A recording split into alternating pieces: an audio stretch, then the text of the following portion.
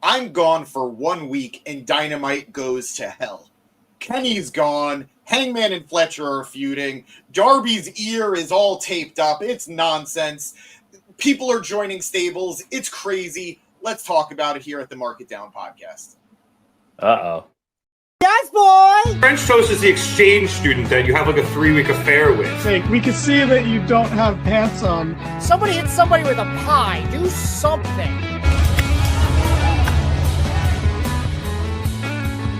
Giovanni yelling we're out of time as we go off the air. Giovanni yelling a lot of things tonight.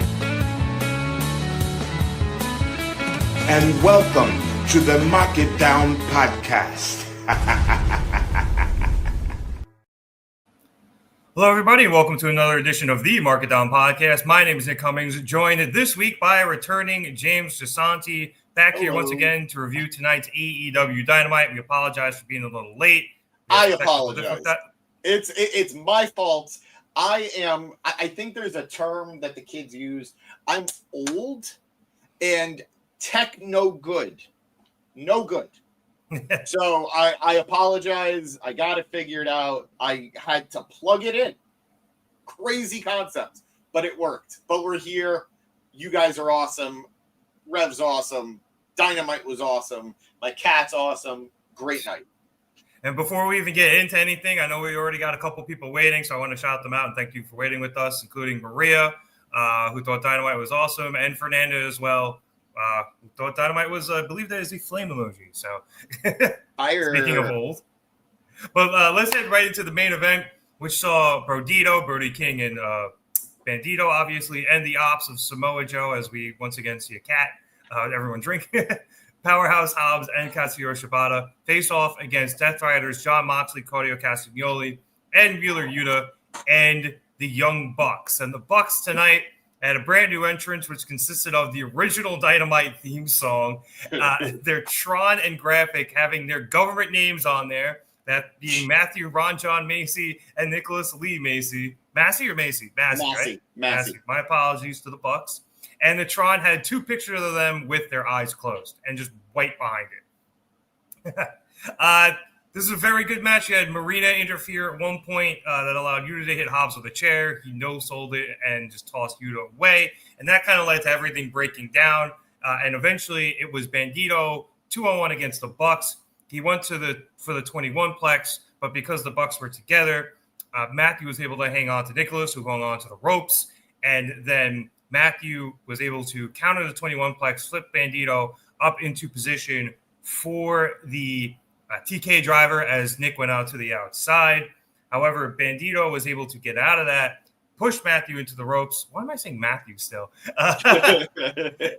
You're living it. Hey, babe, it's still real to you, damn it. Yeah, that knocked Nick down, and eventually Matt was able to get Bandido down for a roll-up, and he got his feet up on the ropes, and Nick was able to hold Matt's feet on the ropes and keep Bandido down for the 3 and the $500,000 that was promised to the winning team. Now, we'll talk about a bit why later, but the Bucks had been promised earlier in the night by John Moxley that they could keep all the money if they showed up to actually win and then, won, which they did. I mean, isn't it actually their money to begin with anyway? Wasn't that the kayfabe of it all? That, Toni kept taking the prize money from their paychecks for all of these money matches?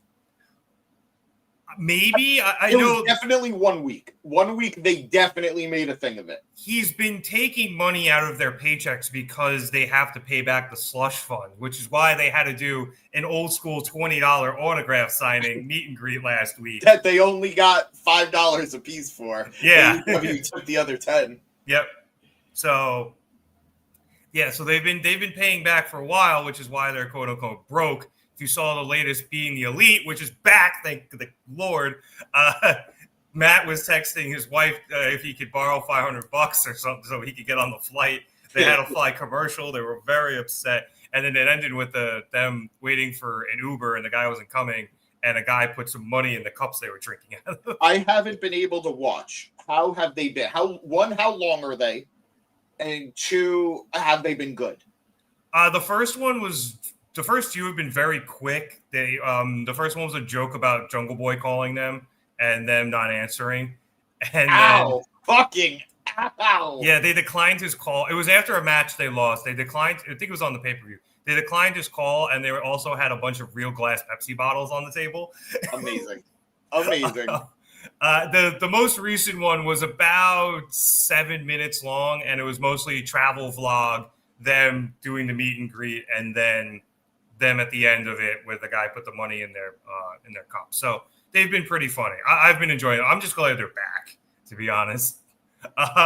But as for the match, James, this was very good. I don't think it was as good as, say, last week's like all-star 8-man tag, but it was still very enjoyable just because you had all these guys wrestling together, so it's still going to be fun.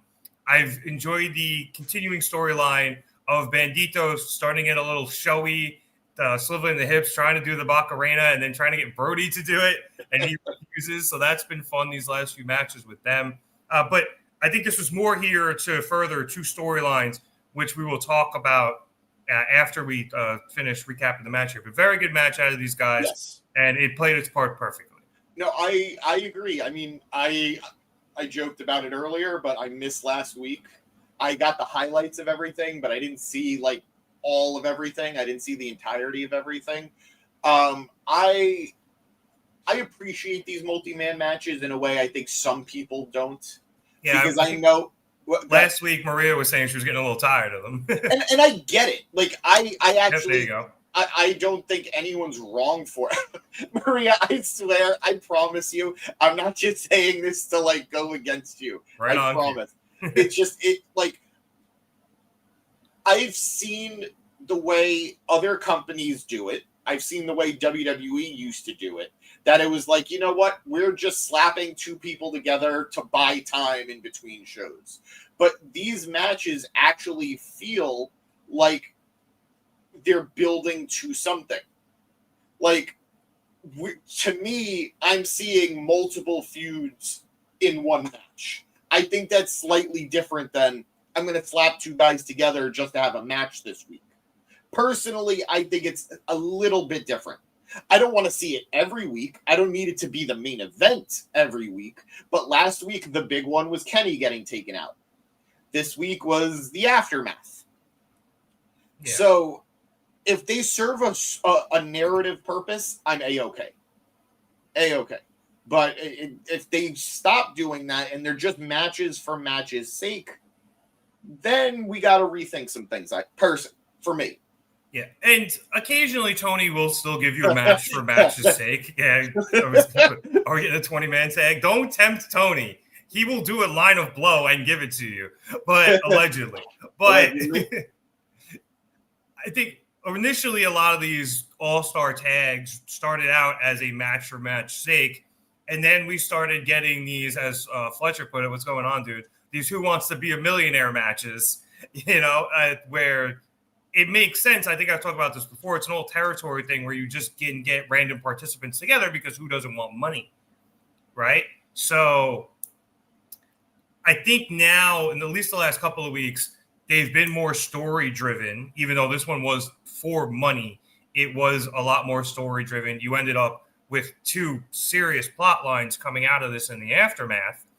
Yeah. So I liked the fact that they did this one, and I don't mind the fact that they did it again. But I do think Maria has a point where they do have a point of diminishing returns, and maybe we shouldn't do one next week.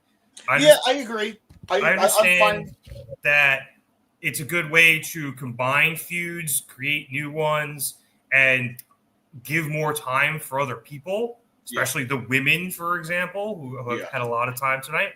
But they can get tedious if we do them over and over and over again. So maybe we could mix it up. Maybe we could do, another 4-way match where, even if it's for the money again, where you can continue feuds, but it's still not a giant tag match. And I'm sure that'd be cool because we've done those before as well, and they've been very good. So hopefully Toni can kind of mix it up a little so that we're not repeating the same match type over and over and over again. Yeah. Fletcher saying Toni does it like when you play My GM and you book 2 feuds in one fatal 4-way match. And basically, yes. Yeah. But not wrong, Fletcher. Fletcher has a comment that kind of has nothing to do with anything. After we're done with this. I want to go back to it because I don't know when we'll have an opportunity to.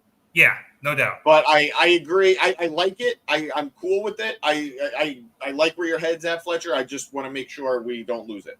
Yeah, I read that too, and I definitely want to get to it. But for now, let's get to the aftermath of this 10-man tag, which saw the Young Bucks run over to the announce desk where the duffel bag of $500,000 was seated, which is risky. And they grabbed it and were going to run off with it.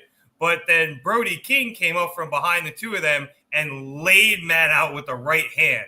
And then Brodido came back in from out of the ring, and the four men brawled to the back, and the money had gone flying, so the Bucks just left it there. So people are saying the Bucks aren't broke anymore. They still might be. They left all the money, unless there's video of them coming back out and trying to sweep it all up before the ring crew gets it. And let me tell you guys, for them, the way they buy shoes, $500,000 between the two of them is about nothing. 10 pairs.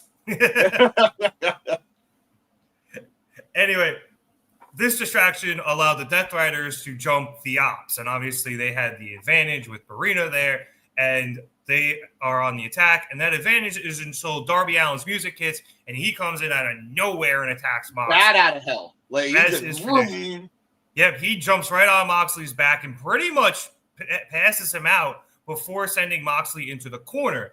And Darby is standing there in the middle of the ring, talking shit to Moxley, calling him out to get up. I think he called him a bitch a couple of times.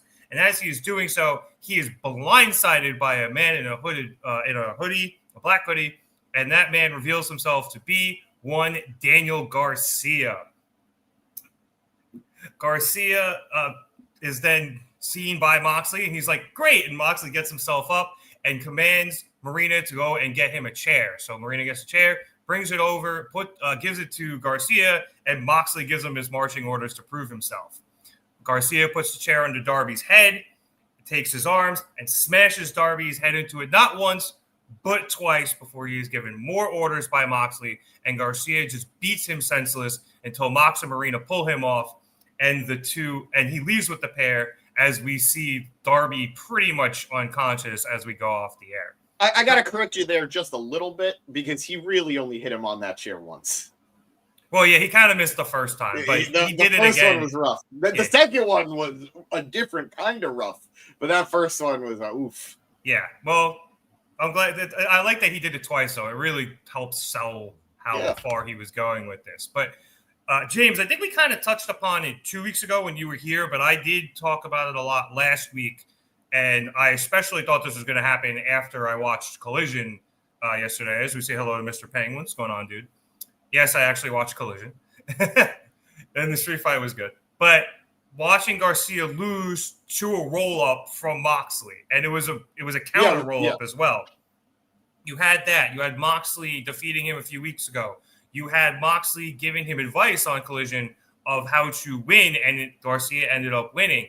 Between this and the need in a character shift we had talked about for Garcia, I think they had built the story perfectly. And I don't want to call it predictable, but it was something that we saw coming, and they executed it perfectly. We've talked about it many times when it pertains to AEW. Sometimes we're going to get the story we think we're going to get. We're not going to get a swerve for swerve's sake. And they've done that with Garcia before. Yep. When Bryan was trying to recruit him into the BCC, there were swerves all over that story to the point that it was just beyond frustrating to watch. Got dizzy. But for the most part, AEW likes to tell pretty straightforward stories, and you might not be shocked at the story, but it's going to make sense and it's going to be satisfying. I mean, narratively satisfying. Not like you might not like it, but it's going to make sense. So this felt like it's been building, obviously, for several weeks, and here we are. Now, it's a little frustrating when you look at it in the whole. Like, as a whole. I said in the whole. Yeah, that's fine. That's fine. That's not on YouTube. That's Chuck Taylor is proud of you. But as a whole, it's like we saw there was a great opportunity for Garcia to turn against Nigel at the pay-per-view at Forbidden Door. Yeah, we all thought it was what? I thought he was going to throw the towel in. Yeah, we thought he was going to throw the towel in. Maybe he was going to betray him after the loss, but nothing happened.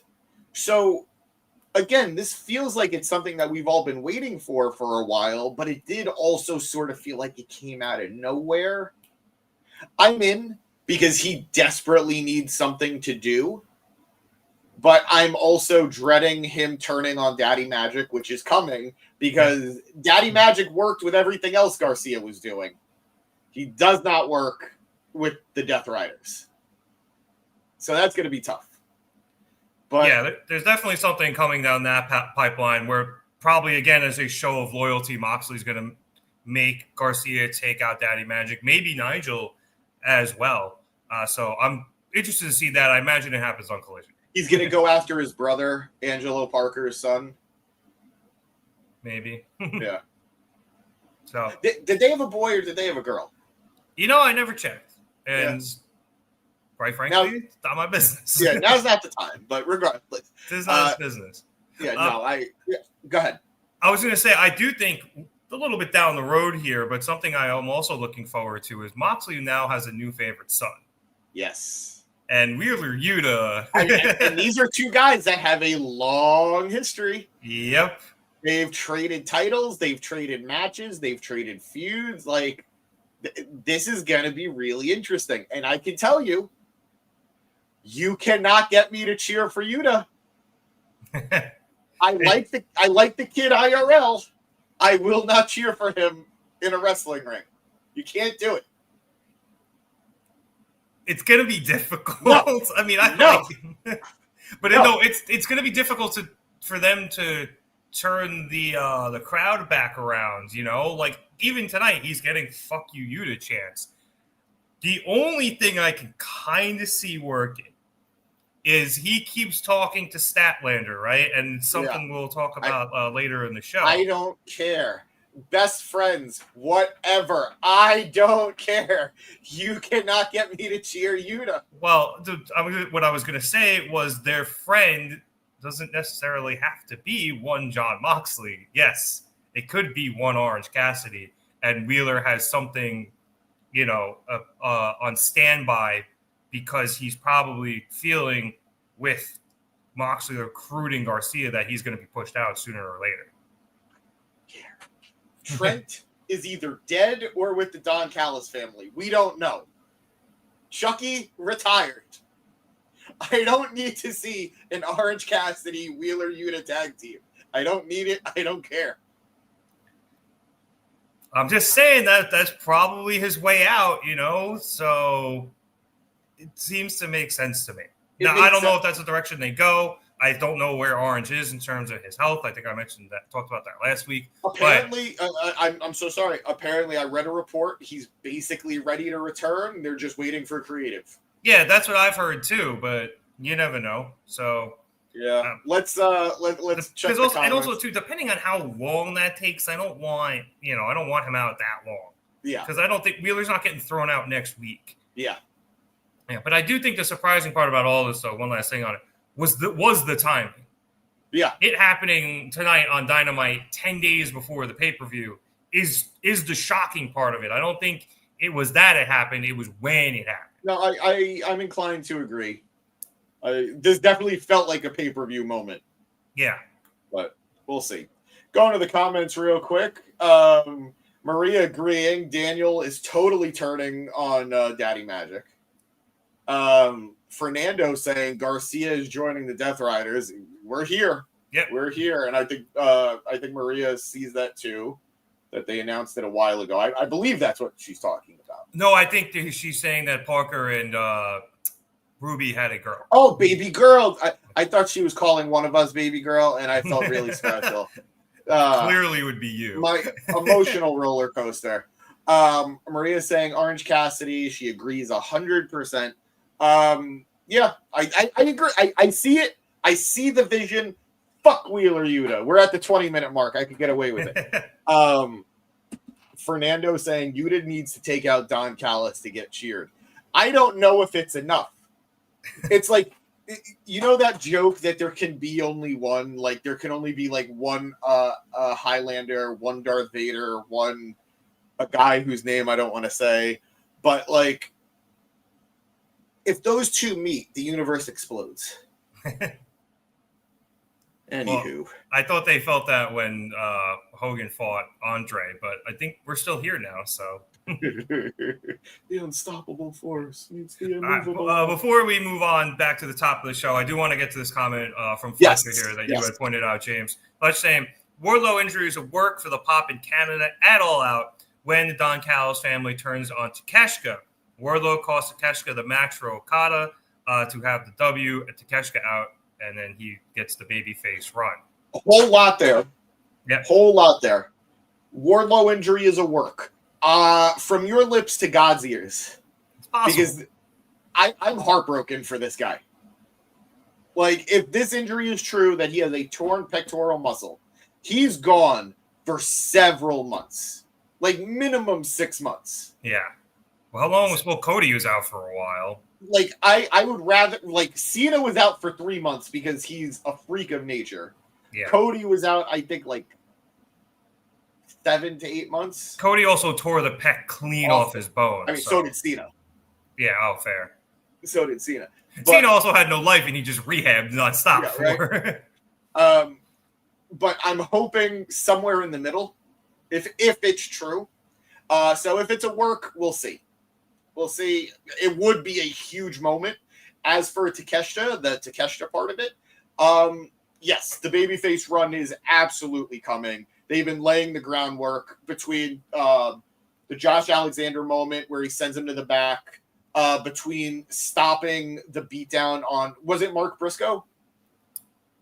I'm trying to remember. He stopped the beatdown on a babyface.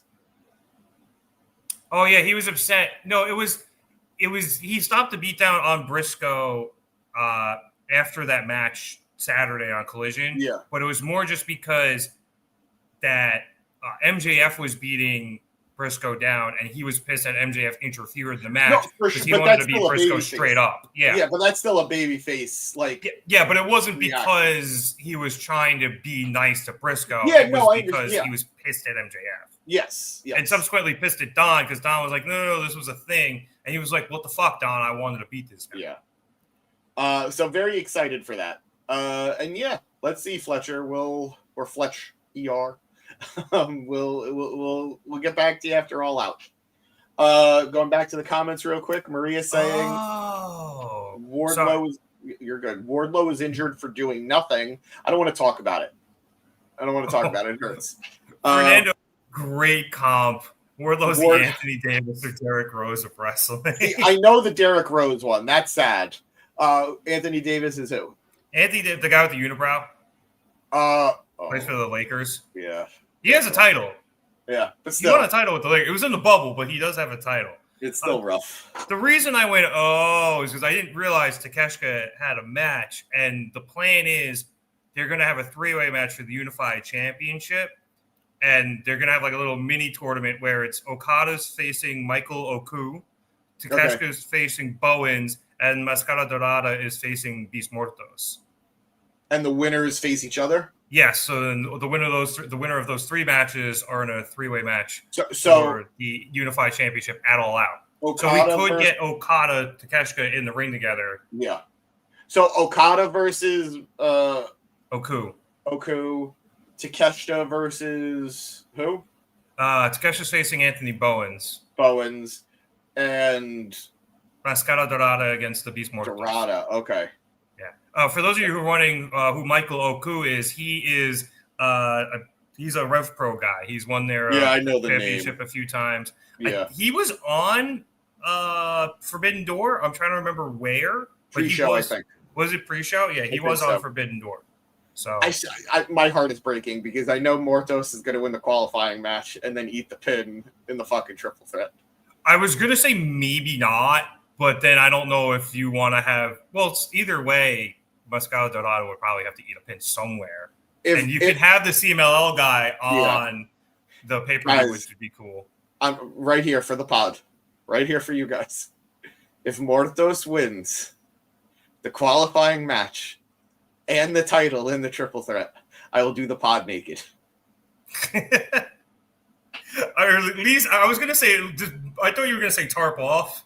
Naked might be a lot because if your camera falls, we're getting not only demonetized, we're probably getting shut down. So, all right, come up with something else, guys. Fine, something tarps that won't cost off. You go tarp off. Shirtless. That's halfway is enough. Fine. But yeah, I think either way that the triple threat's going to be sick, and then we can kind of see what's going to happen with the Okada Takeshita thing from there. I don't know if they toss Takeshita out of the Don Callis family just yet, because I don't think Don would want to abandon the G1 winner before he gets a shot at the IWGP Heavyweight Championship. I can see that, but it's you have to think about it from a certain point of view too. If you're Don, do you put all your eggs in the Okada basket or the Takeshita basket? And he has never been a subtle manager. Ever. Like, I've talked about it in the past. He's made some very dumb choices before, but he sticks with it. So I could see that happening here too. And I would personally stick with Takeshita. He's younger. Yeah. But he doesn't have a title. Yeah, and he's not Okada. Yeah. So I think we get tension in that match, and I think there's going to be a big blow up following it, but I don't think anyone gets thrown out of the family just yet. I think that's going to be a little bit down the road. This ends with Okada winning the IWGP World Championship. I'm telling you. Telling you. That would be hilarious. All right, let's get to the top of the show, though, as I forgot to plug in my Mac over here, and it's almost going to die, and I wouldn't have any notes. I wouldn't know anything about that. And at the top of the show, we had Bryan Danielson make his entrance as he's now joining commentary full time. So, James, I just wanted to ask you, I know he's been on commentary a bit the last couple of weeks, but now he's officially on the team, taking Tony Schiavone's spot there. So Tony can focus more on Collision, which I think is good for him. The man is 70. Yeah, I think it's good for everybody. Yeah, so I was going to ask your opinions on this real quick. Of course, I'm going to miss Tony on Wednesdays because I love Tony. I think he's the way people associate him with WCW, I associate him with AEW as well. He's been there since day one, and I think his voice is so unique to the show, and I will miss him on Wednesdays. But good for him for dialing it back and scaling back and relaxing a little bit more, and we'll still be able to hear him on Saturday nights or whenever they preempt the show. I am so happy Bryan's here. One, I just miss him. I miss Bryan. So to have him in my ears, on my screen, in any capacity makes me happy. Two, I think he has an affinity for it. I think he is a guy who is talented in pretty much everything he does, and his personality is so unique that it's going to come across. Like his banter back and forth with Callis tonight when Callis joined the table, that was great. That was great. The way he views things is very interesting, and it's a unique perspective. I also love, and I don't know if we've ever had this before, we have a 3-man booth with all guys that were former wrestlers. Taz, Excalibur, Bryan, like these are 3 wrestlers watching the show and commentating on the show. That's awesome. To me, that's really, really cool. So I could hear, like, I've been watching wrestling for a very long time. I've been listening to wrestling for a very long time. I could hear where he's not comfortable. Yeah. Like there were some moments in the women's match and Tony's match where I could tell he didn't know what to say. There were some moments in that match where everyone was uncomfortable and didn't know what to say. 100%. But Taz is vocal in not knowing what he's going to say. Yeah. Excalibur is like, I don't know what the fuck is going on, but like he's there for it. Bryan, you hear those few moments of silence, and then he'll try and insert something into the conversation. So that's going to come with experience. That's going to come with more time behind the table. And I'm looking forward to it. I'm really looking forward to it.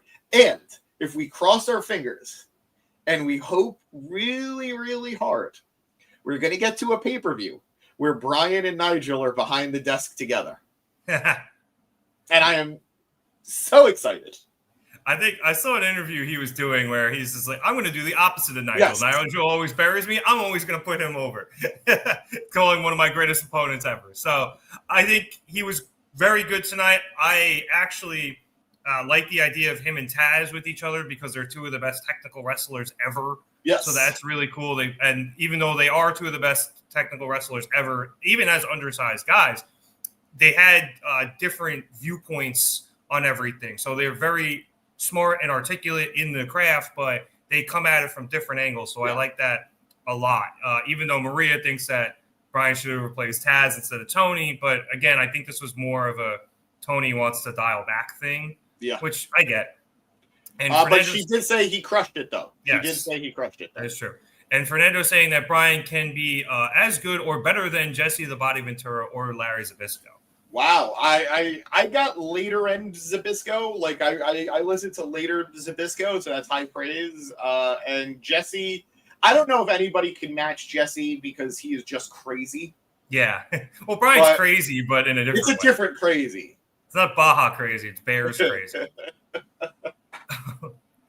But I think Bryan could get to like a Regal type of place. You know what I mean? I think that's. I mean, that's one of his. Yeah, that's one of his heroes, so I think that makes a lot of sense. And Bryan has some of my favorite calls in the CWC, in the Cruiserweight Classic from WWE. Oh, yeah. He had some truly incredible calls in that tournament. When the Brian Kendrick hit the burning hammer on Kota Ibushi, he flipped the fuck out. It was a great moment. It was a great moment for many reasons. So we know he can do it. We've heard it before. Yeah. So let's just hope he gets to things that he gets passionate about. Because it's going to bring out some greatness from it. Yeah, and I think you hear it a lot tonight. Like, Shelton landed a kick in that Ricochet match, and he marked out over that. Yep. So you could tell there are things he's really loving seeing and, like, going ballistic over. And he's having a lot of fun. Him and Taz hopefully can get that chemistry that Taz and Toni had, because that's what I think I'm going to miss the most is them just cracking each other up the entire time. I'm sure Bryan will get there. What I will be interested in hearing going forward is the babyface heel dynamic. Taz occasionally skews heel, but he hasn't in a long time, really. Bryan is, I think, going to skew neutral. That it's like, I'm just going to, if that's cool, that's cool. Like, I'm going to call it. Like, if John Moxley hits a great move, it doesn't matter that he hates Moxley. He's going to say that looks awesome. I think that's kind of been AEW's announce booth always, though. They kind of, in terms of in the ring, they will call it down the middle. And then when a heel takes a shortcut, Taz will be like, I might not agree with it, but that's a really smart move right there from so-and-so to take that I shortcut. think we're forgetting Tony Schiavone waiting for Mariah May to speak, and he says, just speak, bitch. That there's no denying. That is baby face flavored. Yep. Oh, so she cooked him the next week on commentary, too. It was great.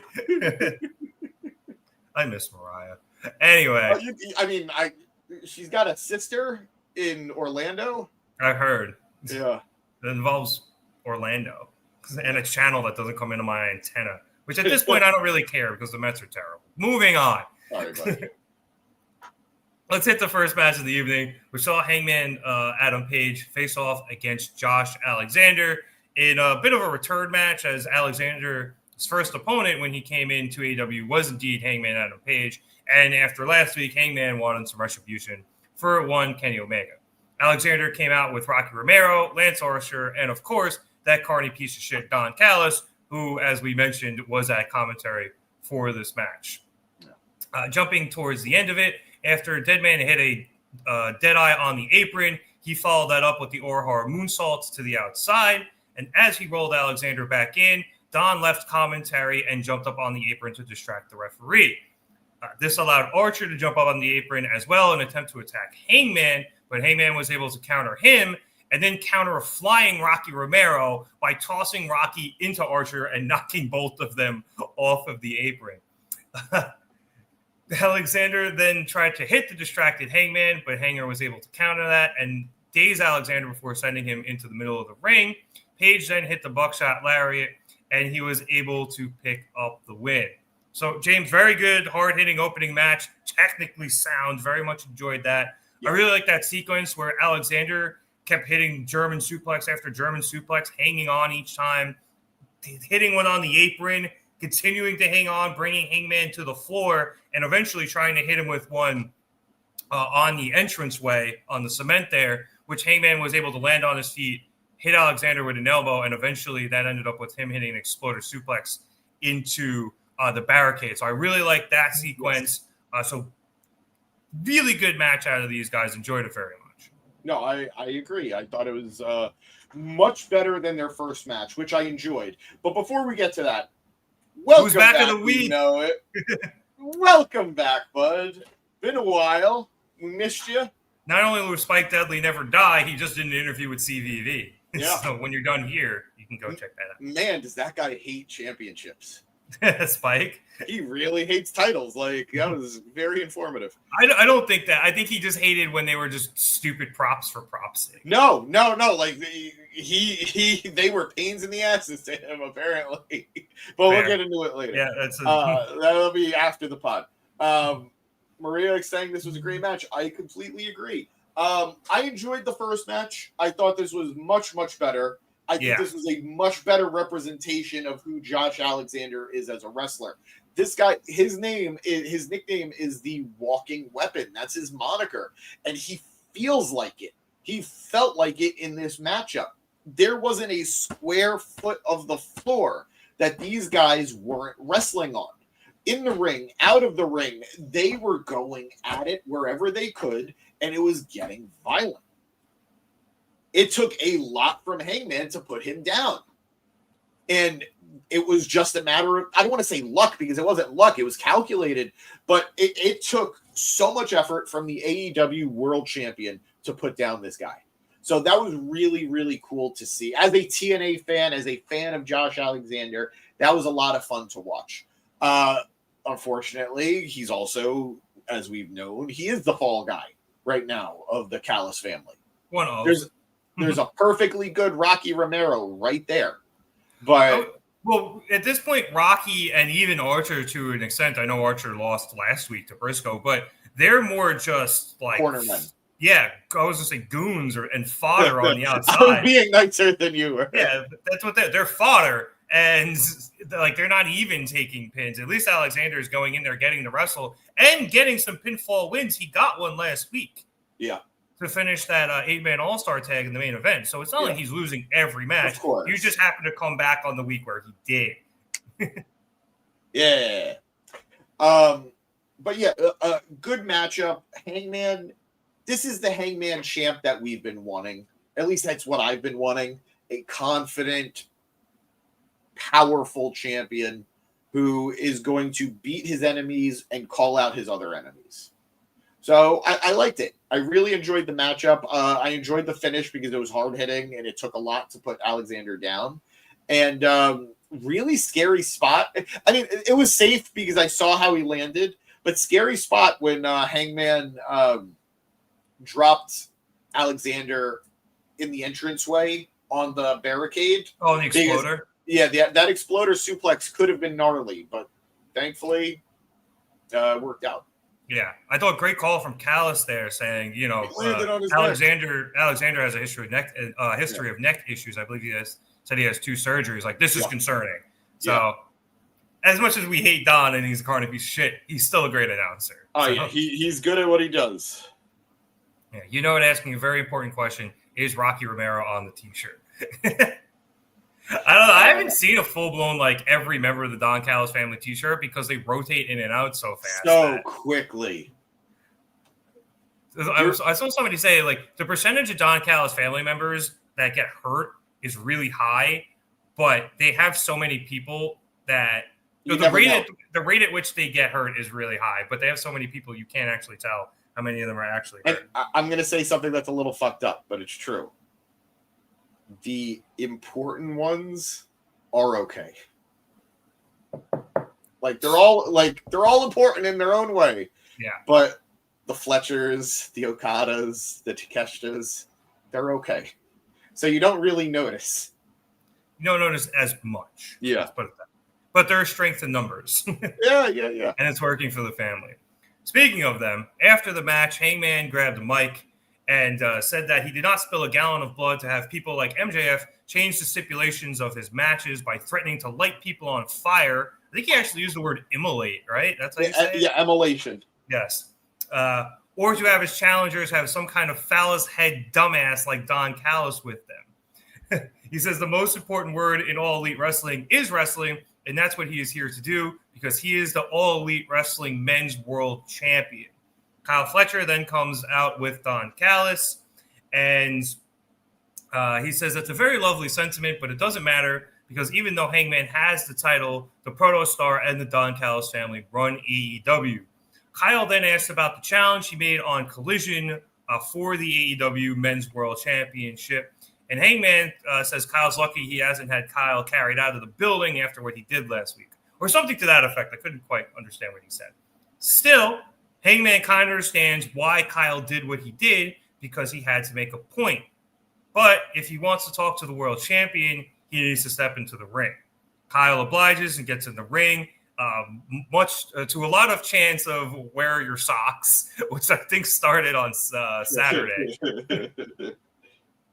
And Hangman tells Kyle that when he looks at him, he sees a man full of potential, even though he can't put his socks on.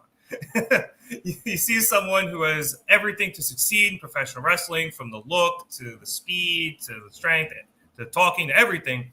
But the one thing he sees above all else is himself 6 years ago standing across from Chris Jericho wanting to win the world championship. But Hangman has something that Kyle doesn't want to hear. Kyle isn't ready. Kyle counters that he's heard that his entire career. He's 26 years old, and even though he's not technically in his prime yet, he decides when his prime is, and it is from now until whenever he says it is. He says that he's ready for the weight of the world on his shoulders, and he is ready for the world championship.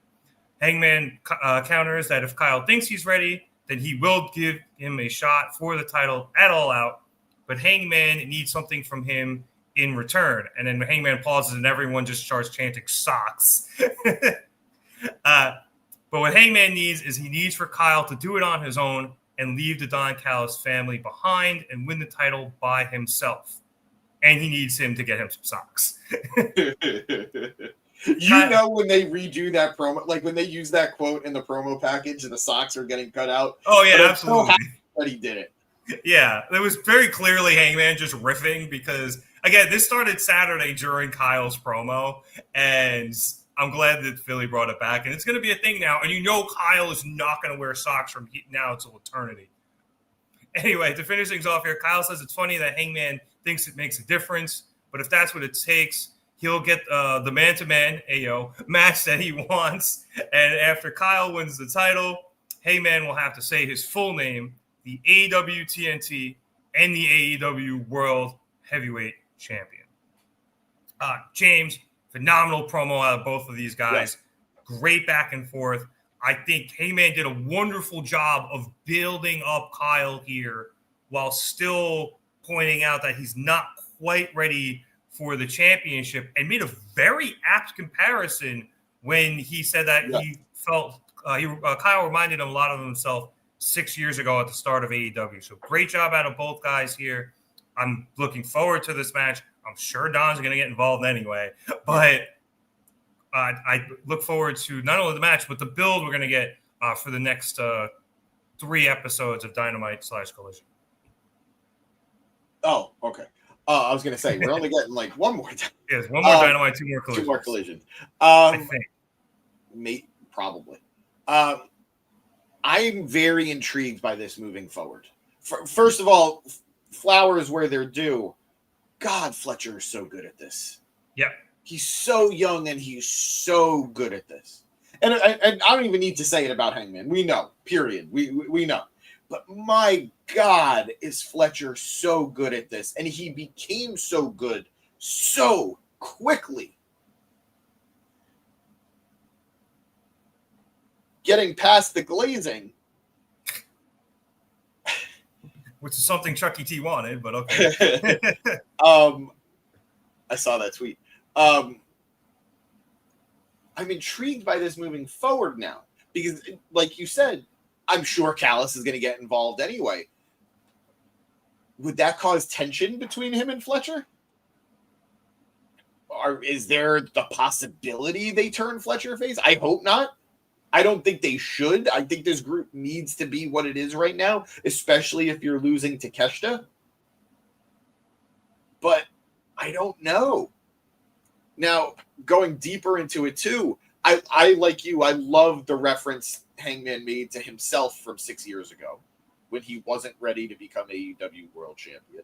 Because one, it's an acknowledgement of not just his journey, but of how AEW handled that situation. Because AEW, like, the fans were not on Hangman's side. They weren't booing him, but they were disappointed he wasn't Kenny. Yeah. So I love that AEW is willing to acknowledge something that other places wouldn't even mention. So I thought that was really cool. And it's interesting when it comes to Fletcher because, one, the implication is even if he's not ready right now, he's going to be ready. Yeah, 100%. Like Hangman became champion, so will Fletcher. Yeah. So that's a really cool implication. Fernando predicting he'll be champ by Forbidden Door next year. Maybe. We'll see. Wouldn't be opposed to it. But I'm going to say something that's kind of freaking crazy. If this reign was a little bit longer and Hangman had like a couple more feuds under his belt, I wouldn't have been opposed to the Fletcher upset. Yeah. We haven't had a champion in AEW that won. And again, we talked about, I talked about this just a few minutes ago, where AEW's storytelling is pretty transparent. Like, you know how, like, the trajectory of things. We really haven't had a world champion that surprised us that they became world champion. The biggest one you could argue is Samoa Joe. I was going to say, yeah, that was the head nod. I was like, Joe? But that was, even then, it's Samoa fucking Joe. And the MJF thing had completely run its course by Exactly. It was a matter of MJF was losing this to somebody. So now with Fletcher, it would be a truly shock championship win. And you can paint the picture that we have a champion who isn't ready to be champion. That's a very interesting story to me. Now, again, I don't think we're getting it, especially because Fletcher is the TNT champion. And quite frankly, that is a little annoying to me right now. I'm tired of seeing these mid-card champions going after the world championship. Like we saw it with Mercedes. We're seeing it here. I'd rather these titles just be defended. But that's fine. It's fine.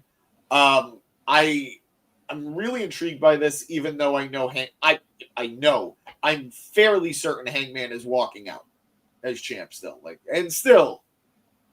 but they've really painted an interesting road going forward, because if Fletcher is okay with Don interfering, or if he even calls for Don to interfere, that means he knows he's not ready. He knows he can't beat Hangman, and that is another interesting development moving forward when it comes to the TNT title. So they really intriguing possibilities coming out of this promo for the match at All Out. Yeah, and I think too with this no interference thing, although Maria has a good point where Tony Khan should make that official. It shouldn't just be a gentleman's agreement, because we see how well those go, we saw how well they went tonight. But I find it intriguing that we had this happen once before in the Don Callis family with Will Ospreay. Will told Don, I got this, let me handle it. And Don attempted to interfere anyway, and it pissed Will off, and that eventually led to Will leaving the family. So curious to see if history repeats itself there, but I like your angle better, where Fletcher actually does ask for the help, despite the fact saying he could do it because he indeed isn't ready. So that could be some really good storytelling right there. We'll see. But yeah, very much looking forward to that match. I believe I saw somebody in the comments saying it could be match of the night somewhere. Oh, it's Maria. Yeah, saying it could be match of the night, better than the MJF match at Forbidden Door. It's possible. It's definitely possible because both those guys can go. So it should be very exciting. Another good one from Maria here. The no interference stipulation should have been handed down from Tony Khan. Why would Hangman trust Fletcher? It makes him look kind of dumb. So I don't disagree with what you're saying, but one, we've seen Tony allow so much interference that if this was the time that he's like, no interference, I would be a little taken out. Like, we dealt with a year of the Death Riders. For him to be like, no, the Don Callis family can't do it. After the Callis family has done it for so long, it would take me out just a little bit. And I don't think this makes Hangman look dumb. I think Hangman is challenging Fletcher to step up. He might not expect him to honor it, but this is what he wanted from it. This isn't a stipulation. Like, it could still happen. Like, if interference happens and they get caught, he gets disqualified no matter what. Like, it's not like anything changes here. This was a personal challenge to Fletcher. You think you're ready? Show me you're ready. Beat me if you can. So I get where you're going, and usually I agree with like this sentiment. Like, God, why can't the authority figure be an authority figure? But I think this worked out for me. And I liked it too because, as you said, it's Hangman challenging Fletcher man to man. Be like you said, if you're ready, step up and show me as a man that you're ready and you can do this on your own. So, and I like Hangman giving the opportunity to do it. No Tony Khan needed.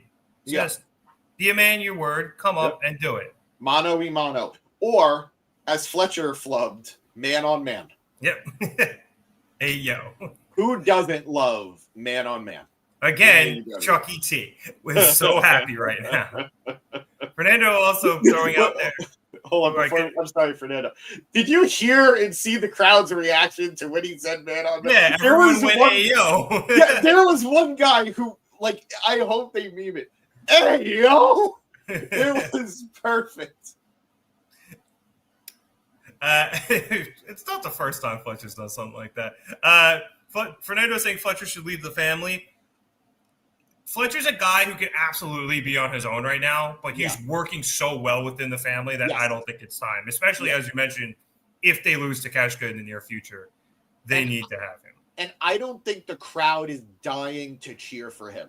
The crowd clearly likes him and they respect him. Like, I don't think there was anybody that was opposed to him winning the TNT title. Right. You know, like, nothing against Adam Cole, who was champion at that point, and obviously then Dustin. But people were ready for Fletcher to win the TNT title. Yeah. But I don't think he's at that stage where it's undeniable. We're cheering this guy because he's so cool and so good. He's still doing such a great job of getting heat that we're playing our role of booing him. The guy's getting heat for not wearing socks. Like, brilliant. Yep. It's so simple. Yeah. But I agree. I don't think he's ready yet. If he's leaving the family, it should come with a babyface turn, and I don't think he should go anywhere near babyface yet. Yeah, exactly. And it's saying if we knew if the no interference was official, then we would know the ending to the match. And I think even now we know who's going to win, but how we get there is going to be a little bit more of an adventure. Yeah, the journey is going to be way more exciting this way. Yep. All right, let's keep things rolling here. Next up, we had a backstage promo from MJF following Collision on Saturday. So for those of you who didn't see it, MJF showed up out of nowhere and cost Briscoe his match on Collision. And then in his frustration after, as you mentioned earlier, James, Takeshita kind of interrupted his beatdown of Mark Briscoe. Yeah. That ended up being a brawl. They got pulled apart. And again, in Max's frustration, he challenged Briscoe to a match anytime, any place, any stipulation. Briscoe made the match for All Out, but told Max that he had too much going on in his head at the moment, so he'd think up a stipulation later, and I think we're going to hear it this Saturday or whenever Collision is. We'll hear it then.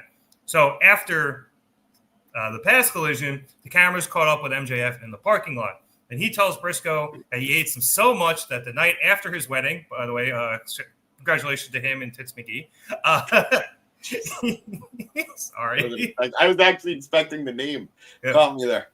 Anyway, after the night after his wedding, he got up in the morning and went to leave his house to go after Mark. When his wife asked him where he was going, since they had to go on their honeymoon, he told her, "Toots, no honeymoon until Mark can start, until Mark Briscoe is dead." She then threatened to leave him if he left. So MJF says he responded by calling her a silly little bitch, saying that he was married long before he met her, that he's been married to the game, to hate, to vengeance, to ending Mark Briscoe. My God. So he left the house, and he did it with a smile on his face. And just like at his wedding, he's going to walk down the aisle of Collision, and whatever stupid stipulation Briscoe thinks up, he is going to say, I do, by God, I do. MJF fucking brought it in this. This was incredible. First of all, let's acknowledge Alicia did respond via Twitter. Not happy. Shocking no one. Not happy. Wow, this was great. I've said this. We've had this conversation multiple times in our chat here with the pod, with everybody. It's so great seeing MJF live up to how good we know he is. Because there are times, and we've seen it, that he coasts a little bit. He goes for the low-hanging fruit. He goes for the cheap, either pop or the cheap heat. This was incredible. Well, I know I read a report saying that Max and Alicia were upset that the wedding photos got out, which, by the way, internet, creepy. Did you hear about this? Yeah, I did. They went through, like, family and friends photo albums on Facebook to find photos of the wedding and then post it online. Creepy people. Very creepy. There's the internet for you. But so the fact that they were upset about it and Max was then able to own it and like control the narrative, CYN, I couldn't even say, like, I felt dirty saying that. Yeah. But the fact that he was able to control the narrative and turn it into something that it's like, yeah, I'm married. I don't give a shit. I'm still me, and it doesn't matter who it is that I'm dealing with. That is from MJF. That's the guy we fell in love with. I mean, he called her Tits McGee once. Like, what he called her tonight isn't nearly as bad. No. All right. I think calling your new bride a bitch. That's way worse than Tits McGee. Way worse. Tits McGee is an all-time great. No, it's funny. It's not his either. He took it from Anchorman. Yeah, Tits McGee from Whore Island. Exactly. So, silly little bitch.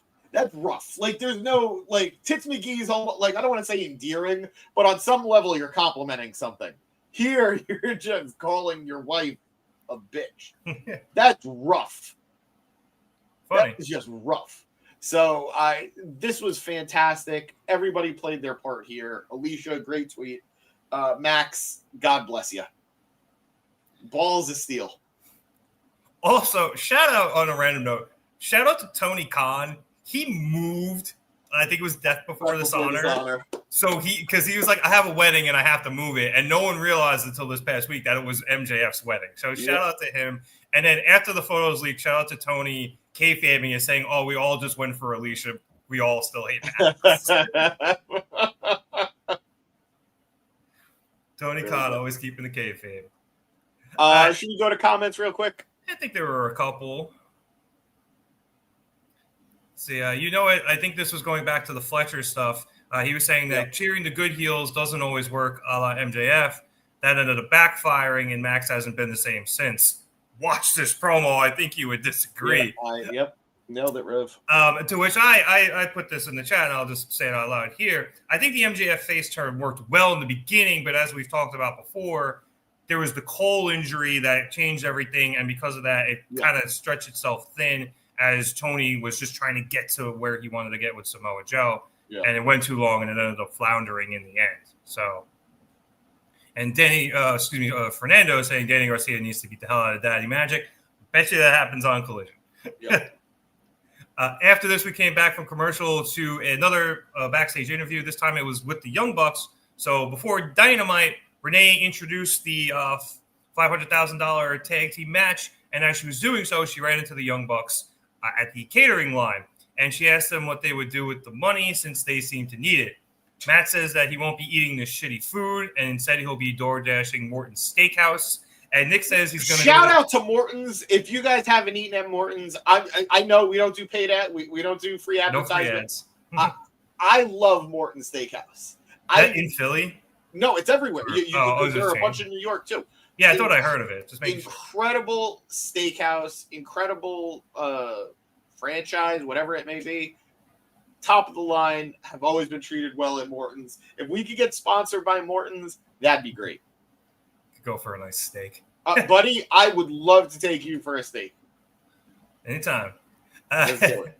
As for Matt's brother, Nick says that he is going to go to the casino and double his money on good old slot machines. The Bucks then walk away and go to sit down to eat. And as they do so, they try to sit at a table with the Dark Order. And they're like, hey, guys, long time. Nice to see you. And they try to catch up. And the Dark Order and everyone else at the table is like, no, get out of here. These seats are taken. So the Bucks have to move to the next table. And as they sit down, they run into good old Brandon Cutler. And the both of them are Missed very him. Yep. Missed him. Two contract Cutler. Very happy to see him. That he is. And Matt is like, it's so good to see you. It's nice to see somebody who's still loyal to us and still likes us. And Cutler cuts him off and tells them that he should have said this a long time ago. Shut up, Young Bucks. That felt good. He then gets up, he says that, explaining how good it was or how good it felt.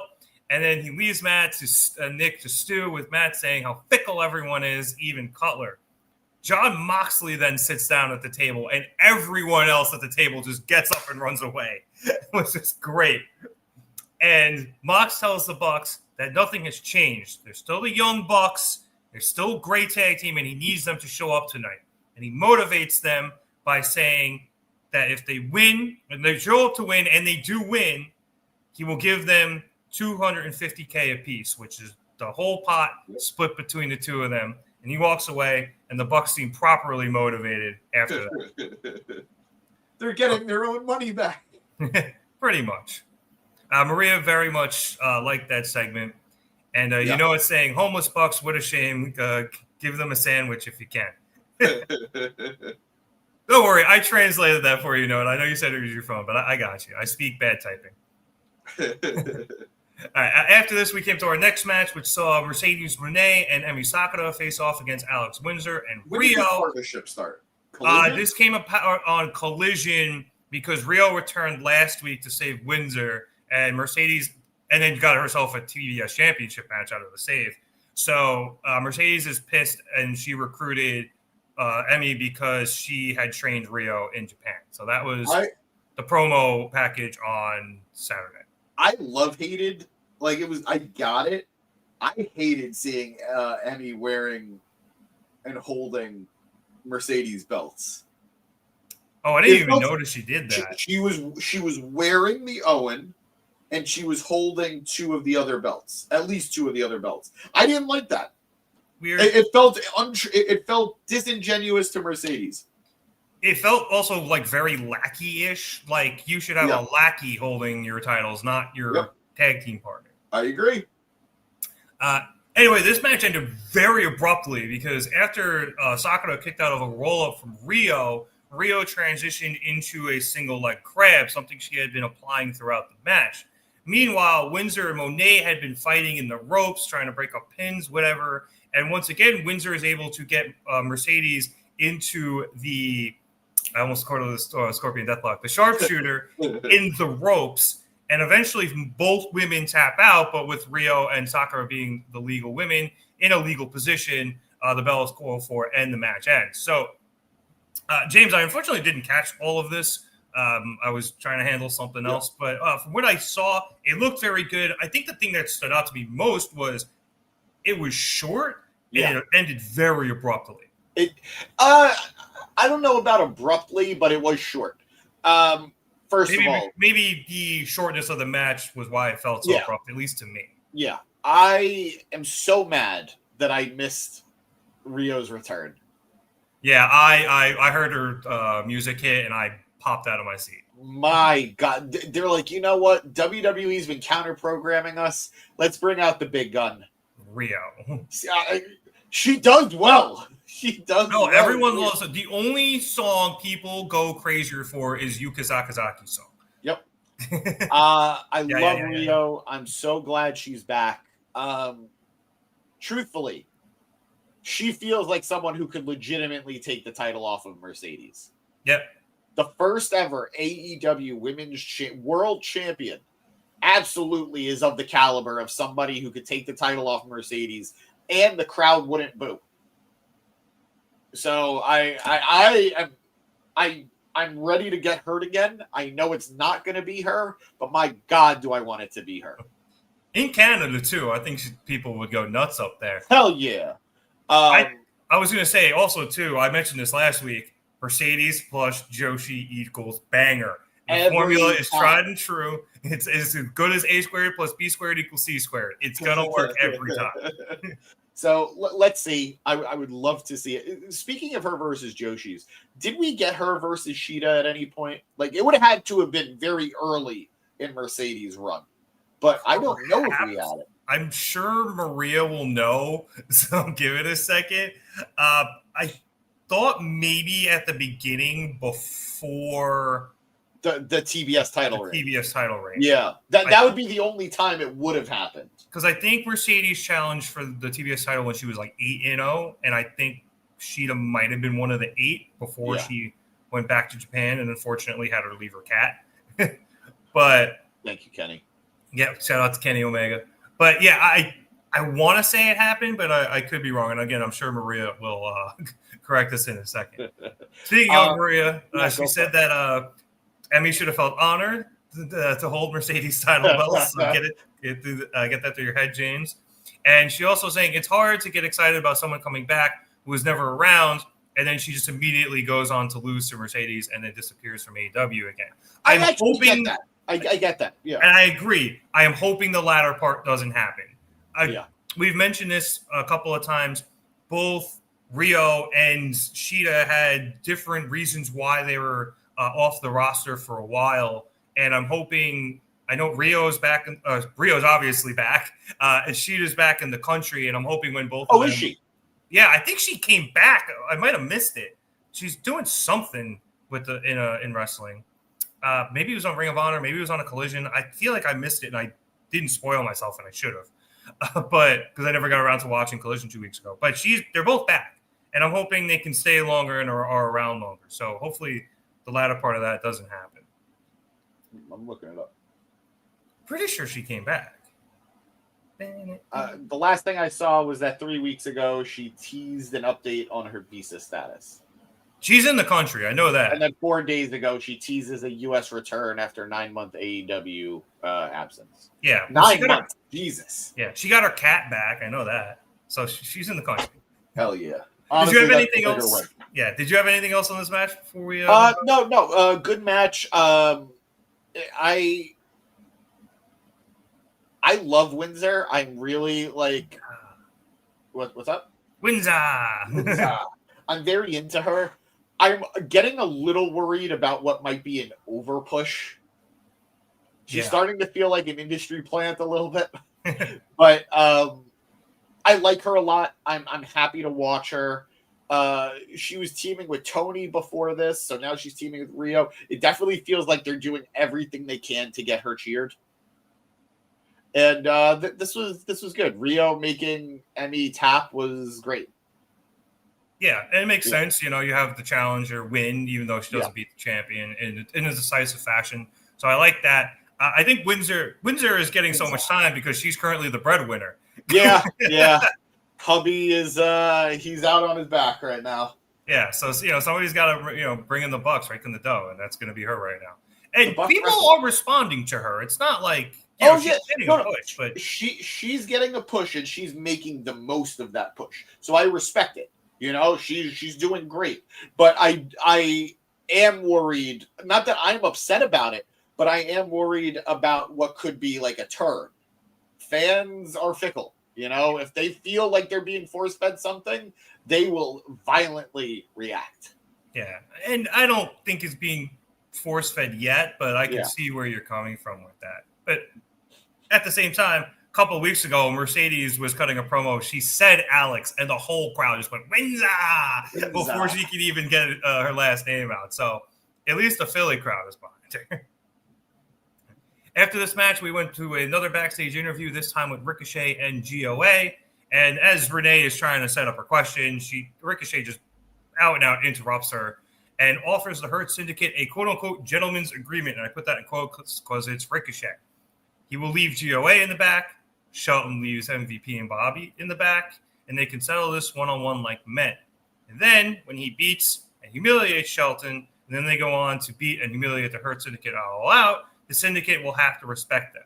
And that is a demand from there. Sure, buddy. Yeah. After this, we came back to commercial with the Adam Copeland and Christian Cage versus FTR All Out video package, which was cool because they used the NHL on TNT theme. And that immediately... It was very analytical, too. It was a very analytical video. And they got Renee to do it, former TSN anchor and it. Canadian and hockey dork. So I presume she's Canadian. Anyway, that led right into FTR and Big Stoke coming out, with Stoke kind of cutting off the end of the package, calling it bullshit, saying the match at Toronto won't be a dream match, but rather it'll be a fight that FTR is going to win. And every week, Stoke says he hears the same thing. Shut up, Stokely. You got no hose, Stokely. You're bald. Yeah, you're bald, Stokely.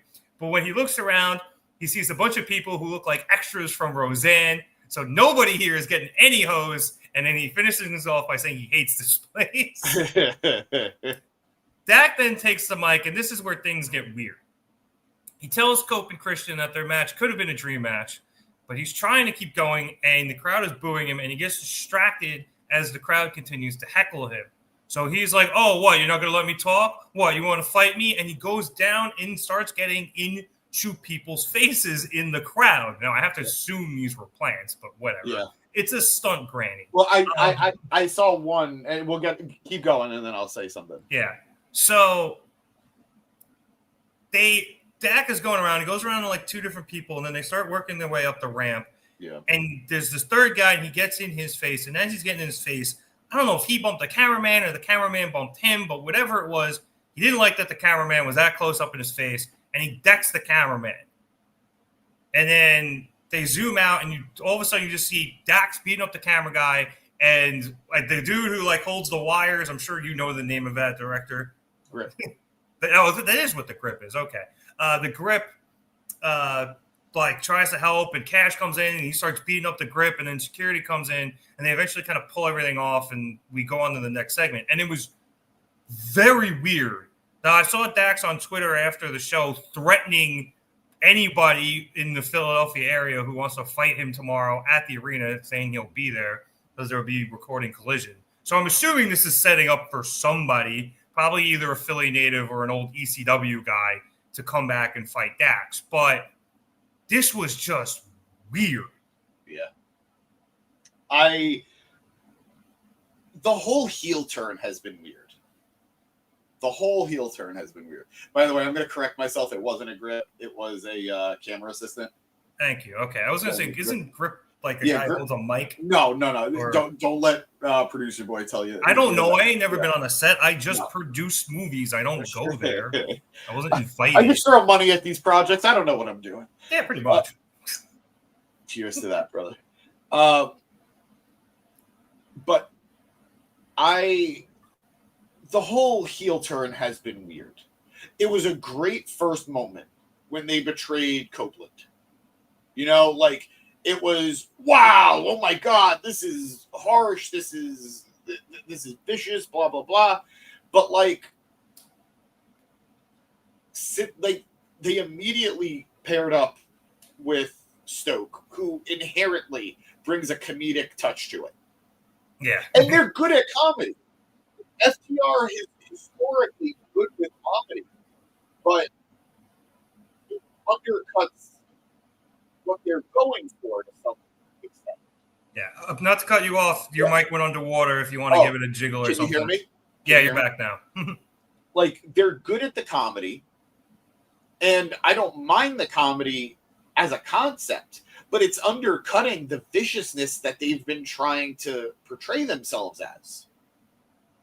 So I'm getting a lot of mixed messages from them. I'm getting a lot of there had to have been an audible at one point or another that certain things were getting changed. Like, I remember that there was a report that Christian was delaying things because he wanted to finish out his story with the patriarchy and with Nick Wayne first. Yeah. And that probably just dragged it out a little bit, because there was that bit of time where FTR was just doing shit because Cope was injured. Yeah. So I don't know. I'm not crazy about this. And it's weird when you look at the stats.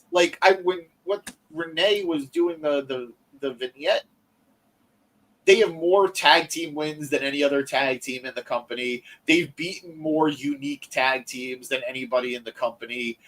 They are FTR. They are probably the most prestigious tag team on the roster in the division.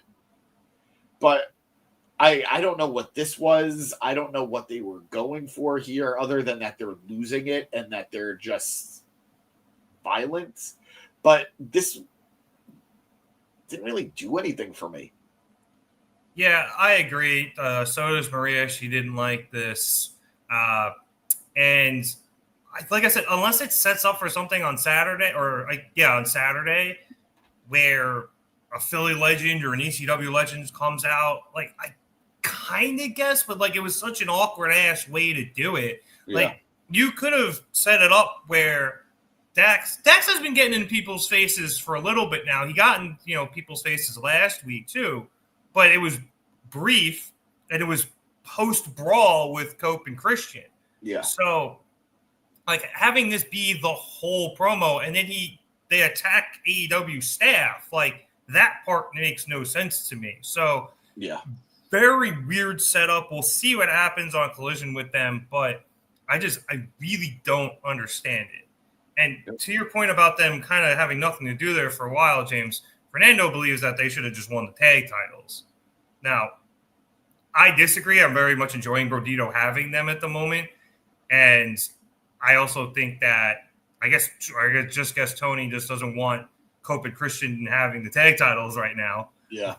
Assuming they win at All Out. I'm pretty sure they are, but I said this to you because they already had it. They already won their first tag match. I'd be shocked if they lose, but it's definitely not outside the realm of possibility. Yeah. There was no way they were losing to the patriarchy. There was no way they were losing to Luchasaurus and Kip Sabian, of all people. But this is a team that I could buy them losing to, but I don't think they are. That'd be nuts. Their first time tagging together in Canada in 24 years. Yeah, that'd be fucking insane. Yeah, it would keep FTR's heels in Canada forever. Yeah. But I don't know. And I think Brett too much. They're too big fans of Brett. They couldn't do it. I think I was debating with Maria about this last week. I was just I get where you're coming from, but I do not see it happening. Yeah. Real quick, asking where the magical girl is, since I brought up Yuka before. I believe she is currently enjoying being married to Konosuke Takeshita. Yeah. Who wouldn't? All right, moving on. We went backstage again to Renee, this time with the Hurt Syndicate. And Renee asked MVP about Ricochet's gentleman agreement. And MVP says that while they are gentlemen, he's not quite sure that Ricochet is. And he goes to continue to speak, but my man Shelton Benjamin cuts him off, saying he's got this one. Shelton tells Ricochet that if Ricochet can be trusted to keep his boys in the back, Shelton will keep his boys in the back, and then he'll put Ricochet's goofy ass on his back. Shelton then daps up MVP and Bobby, and he heads out for his match. Yep. So then we get to Shelton versus Ricochet, which led to a lot of various bald chants. We got everyone's bald. We had people chanting BALDIE, baldy, in the styles of the Eagles chant. And then I believe towards the end, we had we bald people. We bald people. I think there was also a "This is awesome, balls forever" chant as well. So good, Bald Philly, forever. Philly just always being clever there. To get to the end of the match, after hitting a Spanish fly and forcing Shelton to kick out, Ricochet was able to find the pair of scissors that he had planted somewhere around the ring, I presume in the turnbuckles, and he attempts to use them, but Shelton catches him as he swings his hand and just lays Ricochet out. Benjamin then takes the scissors and he contemplates using them before just taking them, ripping them in half, and tossing the two pieces away. GOA then come out, and while Bishop Khan distracts the referee, Toa Liona, who came in from behind, jumps up on the apron and takes the distracted Benjamin, grabbing him by the throat and hitting him with a massive headbutt. Yep. He's Samoan, or I believe Pacific Islander at minimum, so very clearly... That's got to be like a foreign object, right? Like that's chair shot, Samoan headbutt. It's very similar. Pretty much. Ricochet then rolled up Shelton, and he was able to keep him down for the 3 and the win. Right after the bell, MVP and Bobby come down, with MVP going after Khan, swinging his cane all over the place, although he had a very nice throw onto Khan. And Bobby and Toa Liona just absolutely duked it out with each other. Like just big meat, like hockey fight. Back in the ring, Ricochet was celebrating his dub, but he didn't really knock Shelton out, so Shelton got up and just absolutely laid him out with a thrust kick and put him on his ass. And eventually security came down, and they had most of it broken up. They had MVP and Khan separated. They're having a little bit of trouble separating Bobby and Leona, but we went to commercial with them doing so. So, James, this is really good. Bryan very into this match, as I mentioned earlier.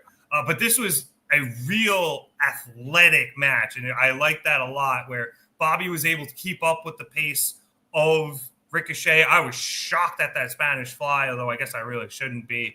But Ricochet also being the smaller guy, he was Shelton was able to outpower him, and then you get the conniving Ricochet having his guys come out, breaking the gentleman's agreement. And winning the match in very underhanded fashion. Foreshadowing of the Don Callis family, maybe. Perhaps. Perhaps. I love both of these guys in the ring. Both of these guys, like, there's nothing new to say about them. It's Shelton Benjamin and it's Ricochet. Two of the best at what they're doing right now. So this was just a lot of fun. I love the athleticism. It was a different flavor compared to the rest of the night. Like, it felt like just like this is a match. So that was really cool. I'll be honest. The thing I'm most excited about with all of this, we're just getting a bona fide like trios match. Yeah. You know, like we're just getting trios here, man. And it looks awesome. Like the MVP of it all is a little disappointing. Like I would rather it be someone else in that spot, like Cedric. But like, I'm working with what we got here. I'll take it. I'm excited for it. And I got to give it to GOA. Like, they're standing tall against someone like Bobby Lashley. Like, that looks good. So, well done. I'm sorry I don't have more to say about the match itself. I was having fun watching it. Same. So, yeah. Fun matchup and really enjoying this story playing out. I would have to believe whoever wins is going to be in line for a trios title match. That would make sense. And I could see it being Ricochet. I know that sounds crazy, but I can see it being Ricochet and GOA. I think that makes a lot of sense. Even though I would like to see the Hurt Syndicate have titles again, I don't think MVP would want to be champ just because he would have to wrestle more. It doesn't seem like he's wrestling full time. So this is what I thought about that, and this is my counter to that. How often are the trios titles actually defended? This is fair. Basically, the pay-per-views, and like occasionally on a Dynamite. Yeah, very occasionally. So, they got defended a couple weeks ago. Yeah, no, they do. But like, they also went like 60 days before being defended after they won it in the first place, I think. So if there's a title that you could put on MVP that isn't going to offend the crowd and MVP doesn't have to put in the extra work, this is it. So I don't know. I don't know. Well, time will tell. We'll see. A couple comments from this match. Maria saying that she was surprised Benjamin lost the match, and Fernando cracking the joke that the Hurt Syndicate finally decided to drop a match by pinfall. No. Shelton dropped a match by pinfall. Yes, and I was going to say Shelton has lost many a match in AEW just via pinfall. He went through the CC and he got points, but he also lost a bunch too. So, don't hate my man Shelton. Yeah. Maria agreeing with you, James, that MVP should have been replaced in the match. She believes it should have been Keith Lee. Where this guy is, like, he's active on Twitter. He responds to people. It's almost annoying because he's always responding to people who are saying how much they miss him and, like, we hope you come back soon. And he's like, all will be revealed in time. Those who are patient are rewarded. It's like, we've been patient, motherfucker. Like, I'm sorry, not mad at you, Keith, but like, break that goddamn NDA. Let us know where you are. Blink if Tony Khan is holding you hostage somewhere. I would find it weird if Tony wasn't using him and he was available, but who knows with Tony. And Maria mentioning that she stopped caring about the trios titles a long time ago. I think the only reason I care about them is who holds them and am I going to get a good match out of whatever their title defenses are. Tony just hasn't done a good job of cultivating a division. He struggles with, if I'm focusing on the trios division, I'm going to leave behind the tag division. Yep. And if I'm building the tag division, I am going to leave behind the trios titles. And it's a bummer because clearly you have enough that you could do it. Like, if you want to put the Death Riders back into it, you can, because now, especially with Garcia, you have these two trios here with GOA and the Hurt Syndicate. If you want to do the patriarchy, you can. Like, clearly there's stuff there to work with. Oh, yeah. What's things back? Yeah. Kill switch. Well, they got to wait for Nick to get healthy, but yeah. But you know what I mean. Like, they're there. Let's see how long Lucha stays with them, but still. They're also MIA. We haven't seen them, I don't think. Since the loss, yeah. Yeah.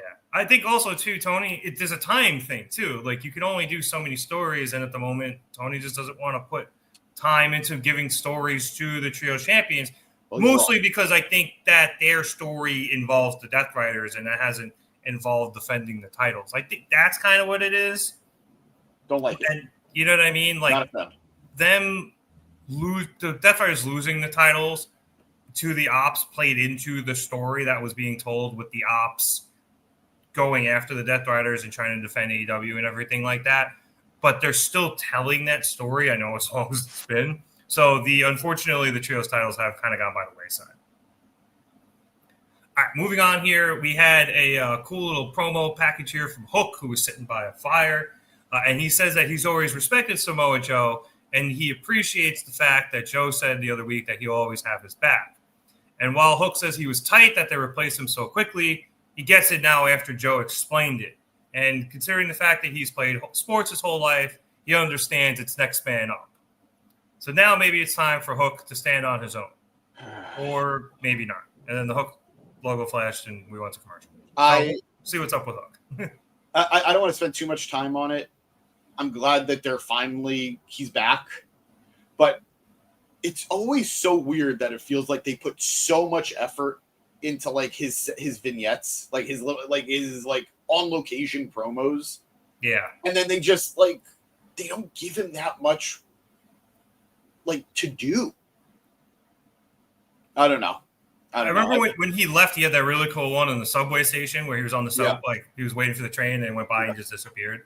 So, and now he had this one, which I liked. I thought it was cool, but I'm curious to see what's next for Hook. Like I said, he's got a new theme. He's got the new Hook logo, which kind of looks like the old Team Taz logo, the Hook signal and stuff. So it seems like they're trying to shift him a little bit. Maybe he turns heel. Who knows? I feel like that's inevitable. It does kind of feel inevitable right now. But to Maria's comment, she thinks Hook is going to cost the trios titles from the Opps. I don't know. I mean, the whole promo here was kind of to be like, nah, I get it. Like, you know, we're cool. It would be kind of stupid to go against that. I just feel like he kind of got his revenge on the Death Riders, and now he's going to go do something else. Quite frankly, I just don't even understand why you separate him from them. I feel like he was developing with Joe. Yeah. So I think this is a little silly, but let it play out. He said maybe not. Maybe he's not going on his own. Maybe he does stick with the Opps. Maybe he does. Who knows? Or maybe he joins someone else, which going to Fernando, don't worry, you know it. I'll get back to you. Hook is also turning heel and will join the Death Riders. It's going to be hard logically how we get there, but I can't say Hook feels exactly like someone Mox would recruit to this group. Yeah, but they took him out. I guess they took Garcia out too. Exactly. But they didn't take Garcia out as in like put him on the shelf. They took Hook out. Right. He was on the shelf. It wasn't intentional. Yeah, I know. But storyline wise, they put him out. Yeah. And they cost him a title. So why would they join him? You want to hear something wild? When Garcia betrayed them tonight, when he joined them tonight, and all I saw was the hoodie and the chin, I thought it was Hook. I looked at it, I was like, is that fucking Hook? And then it was Garcia, but still crazy. Yeah. Let's keep going. Sure. Maria saying that heels lie, and true, but it just doesn't feel like Hook is a heel right now. I could be wrong. It happens occasionally. The student always turns on the teacher in wrestling. Fair enough. All right. You know what? Bringing up a question here, and I know, James, you want to get back to this. If you own a wrestling company, or if you own one, then you need to be dedicated to that company time-wise. Otherwise, hire people to run it for you. So I think Toni is dedicated to running this company. Now, granted, I know he's got a lot of other shit going on. He's got the Jaguars. He's got Fulham FC. He's got, you know, his companies in general. But so the reason AEW has been so good the last year, pushing a year and a half now, is because Toni got quote unquote back, you know, into the weeds and started controlling all the booking again for himself instead of giving it out to other people. So I do think that Toni is he's putting the time in. And good point, Fernando. Seth did take out Bronson Reed, and Bronson still joined him. So touche. But yeah, that's what I think about that. You know, all right, that was a terrible way to transition, but we're going to do it. We came back from commercial with a backstage interview, this time with Kyle Fletcher and that carny piece of shit, Don Callis. God bless the dedication to the banner. Tony Schiavone, thank you. Actually, I just type in Don and autocorrects. Tony Schiavone given this interview, and he asked Don about Kyle agreeing to leave the family in the back for the title match. And Don says that he has the utmost faith in Kyle because when you look like that and you wrestle like that, you don't need interference. Kyle says that the final step has been written, and in 2 weeks, the AEW World Championship will once again return to the Don Callis family. And then he tells Don that Don needs to trust him on this one. He's got this, and Don agrees. So we'll see how that goes because we all know Don can't keep his word. Hitting the final match for us here on the evening, we had Timeless Toni Storm face off against Sky Blue in a Philly street fight. This came about from that 8-woman all-star tag match on Collision. Good match. Very much enjoyed it.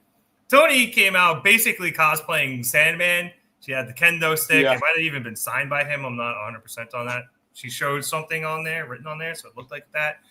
She chugged a beer and smashed it over her head. And as we went into commercial, she had the kendo stick again. Taz like, get her a beer.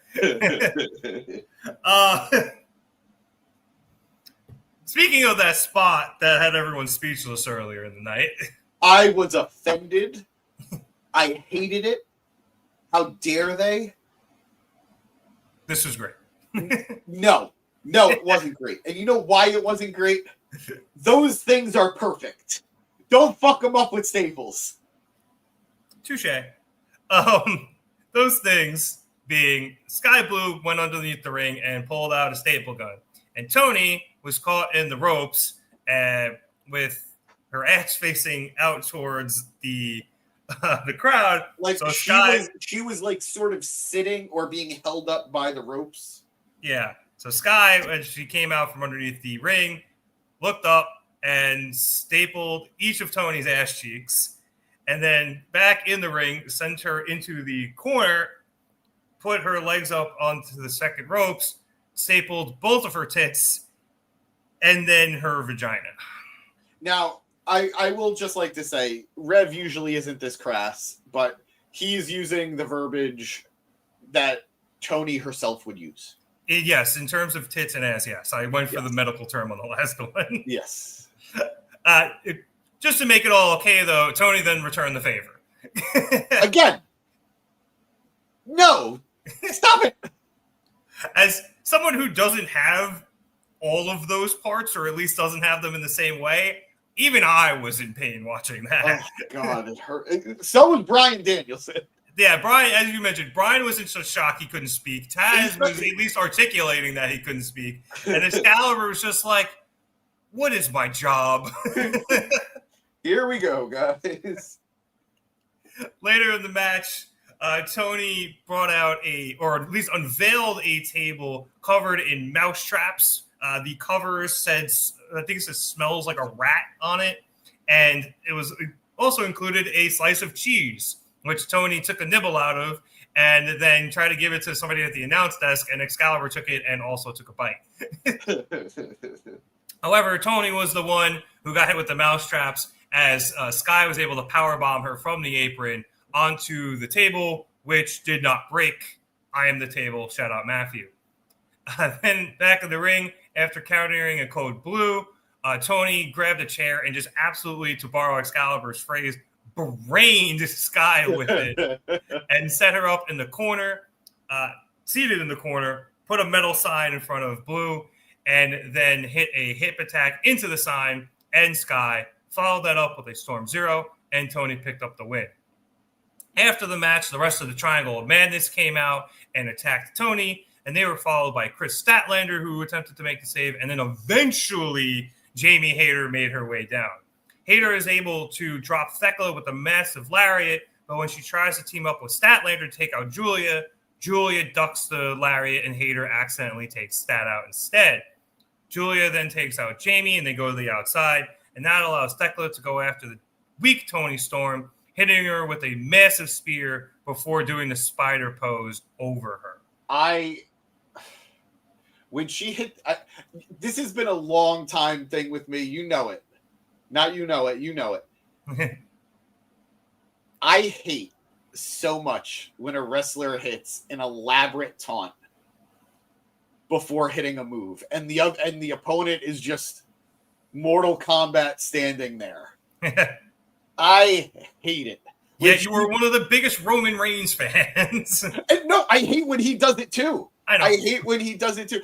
Oh, meanwhile, fucking Rusev is just standing there like, yeah. Like, I hate it. I hate it. And the spider pose bothered, like, when she did it after, when she was downed, cool. Yeah. That made sense. I like that. But I'm Toni, and I'm just standing there like an asshole. And, like, while she's fucking spider crawling at me, you kick her in the goddamn stomach and put her down.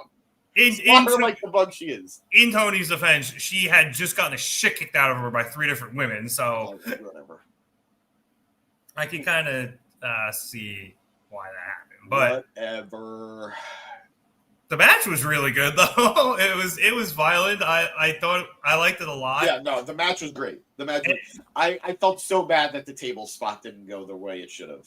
Yeah, I mean it worked though because mousetraps. Yeah, no, they salvaged it, especially because Toni was smart enough on the way up after the table fell over that she touched the traps to make them go off to show, oh my God, this hurts. Yeah.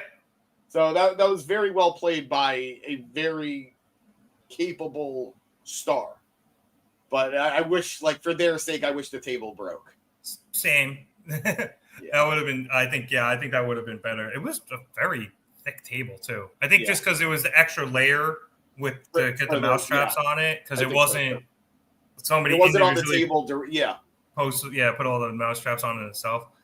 So yeah, I like that. I am liking the setup to the 4-way match for the women's title. And I don't know if you saw this on Collision, James, but after that big multi-woman match, it was a big brawl. Hayter came out to make the save after Statlander did, and she got beat up. And Hayter took out Tekla and then tried to help up Toni Storm. And Toni was like, what the hell, it's you? Oh, my God. Because of all their history. And then Statlander was like, no, it's cool. Like, she's just trying to help. Like, this isn't a big deal. And Toni, I guess because she had gotten a shit kicked out of her, was just like, you all want to get nuts? Fine. You, and you, 4-way match all out for the title. And everyone's just like, okay, sure. Okay. We're not going to say no to that. Why not? So, I don't know. It was a weird way to make the match, but it was also a very Toni Storm way to make the match. But I thought they did a good job of building to it here. You add a little bit of that tension between Statlander and Hayter that you didn't see on Saturday, and you really make Tekla look like a credible threat, just absolutely demolishing Toni. See, I don't want to be a hater. I know. As I said it, I know. I'm not fully in on Tekla yet. I think it's very soon for her to be in this position. Granted, it's a fatal 4-way. Who cares? Unless she wins it, in which case that's nuts. But I think it's a little early for her to be in this position, but that's fine. And the only way I'm okay with Hayter being in this match is if she looks like she should have won it, and that builds to the singles match between her and Toni. Because that feels like the final frontier of people for Toni to face as champion. Yeah. But I could see Hayter maybe getting her win back, depending on what they want to do. I can too. Eventually, I don't think in this 4-way match. I think, as you said, the scenario you laid out, I think eventually I could see Hayter taking the title off of Toni down the road. And I could see it too, but I also got to say, I love Jamie, and I'm so happy she's back. I don't know that the crowd's going to care. People still love her. Of course. It's not an indictment on. So sorry. It's not an indictment on her talent. It's not an indictment on the fans caring or lack of caring about her. They clearly do care about her. But for her to be the one to finally really take the title off of Toni, that's huge. And I don't feel like she's been positioned for it. And granted, there's time. We don't think it's going to happen in the Fatal 4-Way. We think it's going to happen after. But it just does, it feels very out of nowhere that it's just because it's Jamie Hayter. So this is something I've actually been thinking about, because Maria put a good comment here saying she disagrees with the 4-way title match here. It should have been timeless Toni Storm versus Tekla one-on-one. There is enough story there. Now, I think the person in this match where the multi-woman match benefits them the most is actually Tekla, because I do kind of agree where it's maybe a little bit early to put her in a title match, but she is a hot new acquisition. She's been on a tear since she's gotten there. Toni likes to put these new acquisitions in title matches when they're this hot, this early. And it makes sense that Tony Khan is doing this. And it makes sense to do it in a multi-person match, because then she doesn't have to take a pin, and you can still keep her looking strong. Oh, we know who's taking the pin in this match. Probably Stat. Yeah. Because here's my other thing. I agree with you. I don't know why Statlander and Hayter are in this match. Hayter is in this match because the Tekla angle, because they've been feuding. So we need to get that one-on-one, and I don't know why we're delaying it. That should have just been a pay-per-view match by itself. And then, as you mentioned, Stat, I guess, is just kind of there to eat the pin, because she has had nothing doing with the women's championship outside of being in that tag on Saturday. It's the first time she's looked at it in God knows how long.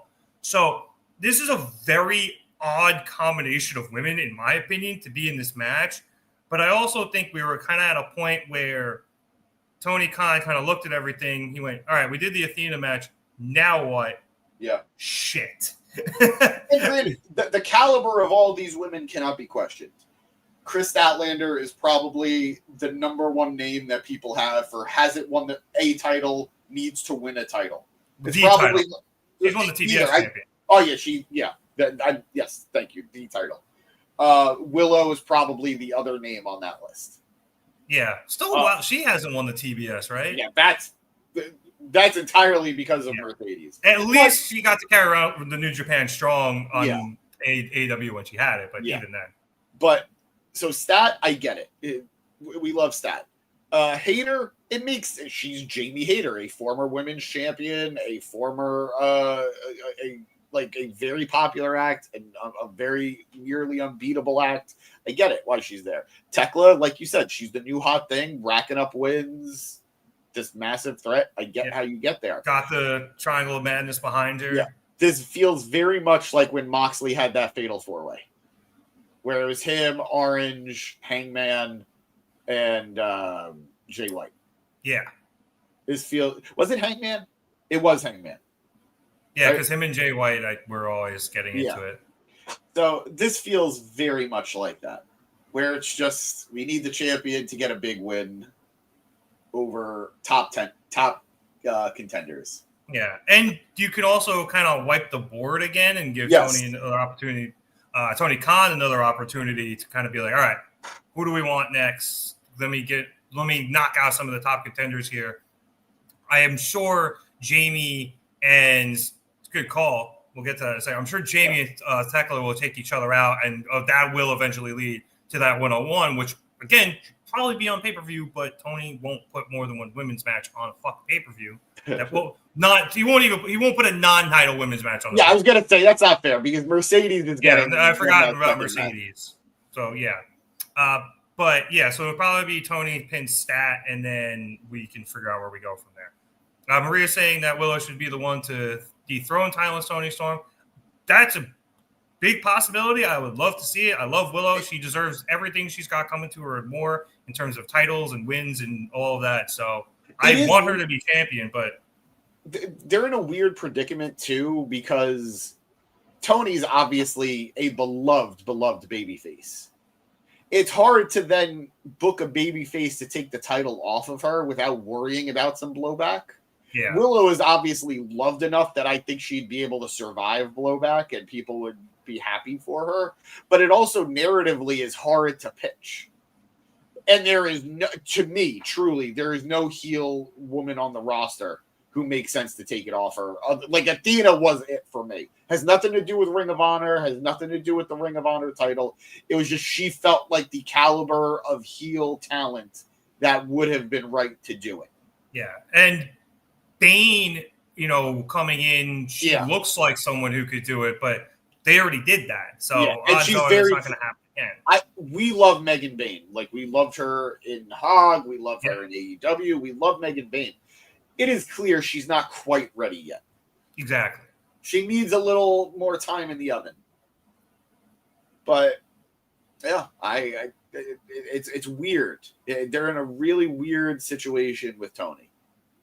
Yeah, and this was something I saw somebody bring up the other day. For most of the championships right now, there really isn't anyone lined up where we're like, oh, they're going to take them.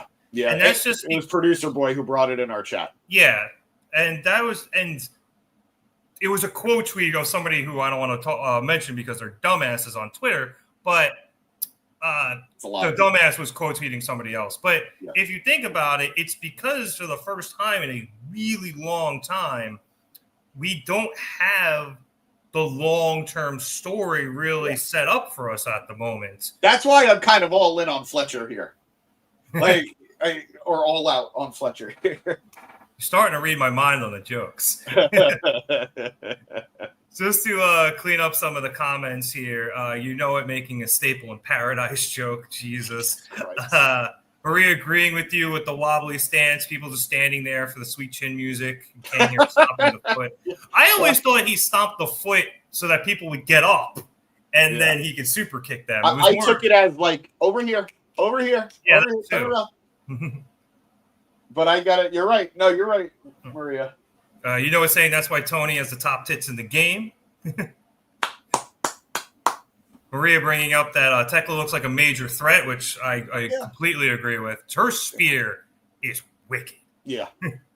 She's like a bullet, but she's small. She's aerodynamic for some weird reason. She flies through the air. Fernando saying Jamie Hayter has been injury prone in the past, and perhaps we should wait to put the championship on her. And I agree with her. We agree with him, where she has been, and she hasn't been back for too long. So give her a little time to get acclimated. Even then, after the initial comeback, she did get like either hurt again or she got a concussion. Yeah, when Tekla attacked her. Now I will say my own thing. I'm never crazy. I'm never crazy about the injury prone thing derailing people's ability to win stuff. Like I look at Nick Nemeth, he had that concussion and then he just never whiffed the world title ever again. Yeah. So like I'm not crazy about that, but I do get saying I need to see that you could go a month or two without getting hurt. Not only that, too, having somebody come back immediately, probably have a lot of ring rust, not been on the road for a while, and immediately putting the world championship on them and giving them, all of that pressure and having to have them wrestle a lot right as they come back, probably not the best idea. You got to let people reacclimate to, wrestling again. Yeah. Fernando even saying right now, look what happened to Adam Cole. Like, yeah, exactly. Rough. It's saying in Philly, they call a Philly street fight Monday, Tuesday, Wednesday, Thursday, Friday, Love and weekends. Yes, Love they it. do. Yeah, well done. Fuck Philly. Yep, we did that one. My bad. Timeless went through everyone. I've been saying the same thing. Yeah, they almost need a signing. Yeah, almost. Hey, Bailey. Ooh. Maybe. TBS should play the Willow movie if Willow wins the title. I never watched the Willow movie. I don't even know what the Willow movie is. A George Lucas movie with Warwick Davis as it's like a magical movie. Oh, they just did a TV show. Sequel to that, or a TV show. Sequel TV show on which Disney Disney Plus took off Disney Plus. You can't watch it. If you didn't watch it, you can't watch it. Weird. Yep. Annoying. Annoying. All right. Well, just to finish things up here, speaking of Willow, she had a backstage interview with Renee. Renee said that Willow had asked for some time to get things off of her chest. And Willow says that wrestling is a crazy place, so she always tries to make it a little bit better, smile. So when people continue to come in and make things worse, she wants to punch them in the face. Yep. And there is no one she wants to punch in the face more than Marina Shafir. So Willow starts to call her out, saying she wants to fight her, but she gets interrupted by Harley Cameron, who A, has her face painted like a cat still, and B, has a proposition for Willow. And since since Harley finds Willow so lovely, she's going to do it in a song. Now, I will not try to sing this because I am just not that good. But Harley sings about how Statlander is sorry about the things she did to Willow and how Willow should join their team. Plus, if Willow joins, Harley will draw a cat on her face. Willow stops her, hysterically laughing, by the way, which I can't tell if Willow cracked or it's her character, but it works, so who cares either way. Yep. But she's like, Harley, I like you. And the idea of being a cat being drawn on my face sounds great. But I've been down that road before with Statlander, and I know how it's going to end. And Willow then gives Harley some advice. As we all seem to know who Statlander's friends really are, so Harley should be careful and watch her back around Stat. Willow then leaves, so Harley and Renee harmonize on the final cat on your face. Perfect. And then Renee looks at Harley and goes, not your best work. And Harley's like, yeah, no. I adored that. See, I actually thought she said, I got to go back because I heard the opposite. You're probably right. I thought she said that was some of your better work. Oh, I thought she said it wasn't her best. You're probably right, but either way, hilarious. Yeah, either way, she got Renee to sing on television. I didn't even know Renee killed it tonight. Didn't even know Renee could sing. Renee was all over the show. Yeah, the Buck segment was really funny. Yeah, she killed it. All right, so that was Dynamite, and boy, did we talk a lot about it. But James, this was a very good show, which is why we took so long. We had big heel turns, we had great matches, we had the setup for the men's world title match. So through and through, outside of, I guess the FTR segments and the women's tag match running a little bit short, I thought tonight was a great episode. I agree. I thought this was a really, really strong episode. I missed Dynamite. Like, I missed watching it because, like, I missed last week. So, like, I was happy to be back into it. And it was just, it was fun. It was good wrestling, really great storytelling. And we talked, we how many times have we said this? It's usually the episode before the go-home show that is just phenomenal. Yeah. And I thought this was a phenomenal episode. So, really strong show. Really glad to be back watching it. I guess my highlight's probably Hangman versus like Fletcher, like that back and forth promo was really good. So yeah, can't complain about tonight. Except, of course I miss Kenny. Yeah, well, he's going to be out for a while, it seems, unfortunately. But let him go get his health right and everything. I guess. I'd rather have him healthy and be able to compete than trying to push himself again and then blow out the rest of what's left. That's like your opinion, man. Well, it's also the right one. And on that note, I would like to thank everyone so much for watching us here at the Market Down Podcast, because quite frankly, I couldn't end it on a better note than me being right. If you enjoyed what you watched here tonight, we'd appreciate it if you'd like to subscribe. If you like the video, let us know that you're enjoying what we're doing here on the pod. And if you subscribe, you continue to get everything here on the channel. Obviously, we'll be back here next week for Dynamite. You got the Gym Pack Zone tomorrow with James as he reviews TNA for you Impact fans. Yep, Maria, there will be a Gym Pack Zone. It's going to be a little late because I'm going to be at the Yankee game. But because I don't particularly want to watch the Yankees right now because they're disappointing me, I'll be watching TNA on my phone. So you got it. Just it's going to be a little late. Yeah, rough times for New York baseball here. So rough times on the pod right now. So yes, we will have Gym Pack tomorrow. We will be live for All Out in a couple of weeks, and then we do our best to cover Raw and SmackDown here and there where big things happen, like AJ Lee's return. So the plan is, guys, we know Matt has been doing his best with Raw and SmackDown. The plan is tentatively I'm going to be joining him on Monday for Raw, and that's going to hopefully be the plan moving forward. We'll see. We will see, but also expect Rev and I to be putting out some videos, some short form videos. We have a lot to talk about lately. Don't want to get into it quite yet because it'll set me off and I want to end on a happy note. But just a lot of videos covering the state of wrestling right now. Yeah, so we'll try to get some of that out as well. So be sure to subscribe for all of that. If you want to check us out on any social media platforms, you can hear on YouTube, Twitter, Facebook, Instagram, TikTok, and Blue Sky links all in the description below. Watch us over on Facebook or Twitter. You want to check us out somewhere else. Twitter's at marketdown_pod, at marketdownpod over on Instagram, youtube.com/marketdown3665. And then marketdownpod.bsky.social over on Blue Sky. Or as always, just search Marketdown Podcast on any of your social media apps, and you will most likely find us. Any last things before we end, James? Happy to be back. Happy to be at this with you. Heartbroken about my loss in fantasy football in the league. Not as heartbroken as Harris. But guys, thank you so much for joining us tonight. We had a lot of you tonight. We really appreciate it. We have our crew who we love. We thank you. You know it. Thank you, Fernando. Thank you, Maria. Fletcher. Fletcher? Yeah, we had you early on, Fletcher. Thank you guys. You guys make this more fun talking with you. So, yeah. Yep. All right. Before I actually get caught up in all the baseball chatter, thank you so much. My name is Nick Cummings. That is James Asante. Thank you so much for watching us here at the Market Down Podcast. Have a good one, everyone.